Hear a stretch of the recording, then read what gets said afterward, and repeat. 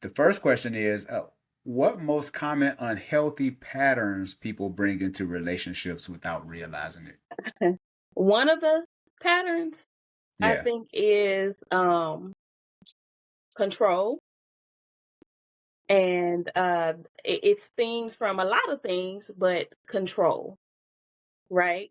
Because we don't want to be hurt again. We don't want to be disappointed again, so we try to mold this person into our idea so that we don't repeat the same cycles as before, right? So it's like sometimes it's direct. People know that they're doing it, but a lot of times people are subconsciously doing it, and they don't have ill intention, to do it, but they are doing it by trying to mold that other person to talk, think, act, whatever, exactly how they want them to.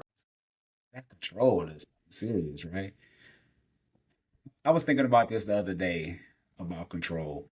Isn't it interesting how we try to control other people, but Yeah. we struggle with controlling ourselves, Oh, right? We so I didn't even think about that when I thought about control. That is, yes, yeah. yes, And like you said, the control thing is to try to make our life easier. So it's like if I can control you, I kind of have a pulse on you, and so things can go the way I want it to go without having to use any mental bandwidth.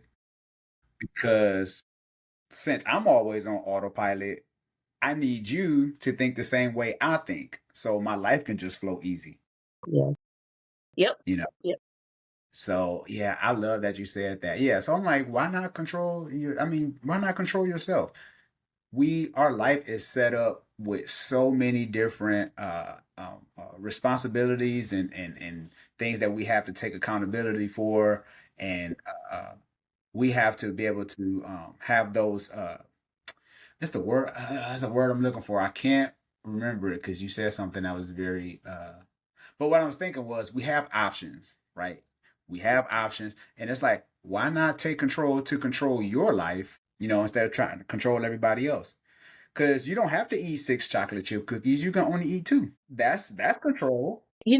so when you put it that way, I think it's because a lot of us, we don't think that we have that many issues. So it's easy to see somebody else's issue. It's harder to see ours. Or maybe it's not harder. Maybe it's just we don't want to accept ours. You know what I mean? So one thing about relationships I've learned is that they mirror you. So not necessarily that, and I know somebody said this before, they was like, well, I don't be cheating. Why do I attract cheaters? So it's not necessarily down to the T of a mirror, but it mirrors you. So like a cheater, is it that, what is it that they're giving you that you're so in need of to where you miss the signs of them being, a cheater? So it's like relationships they're that mirror. Mhm. So it's like whatever, you don't like in them, or whatever you feel like they need to change, a lot of that probably is something that's mirroring back to you that you also need to change. May not be exact, but it's something there that's mirroring what you need to change. So it's hard to look in the mirror when you're not putting on makeup, eyelashes, your wig, getting your line in, lining your beard. It's harder to look in the mirror when you're not doing that, because that's the easy part, right? But when I got to look into my soul, ooh, I don't know. Soul.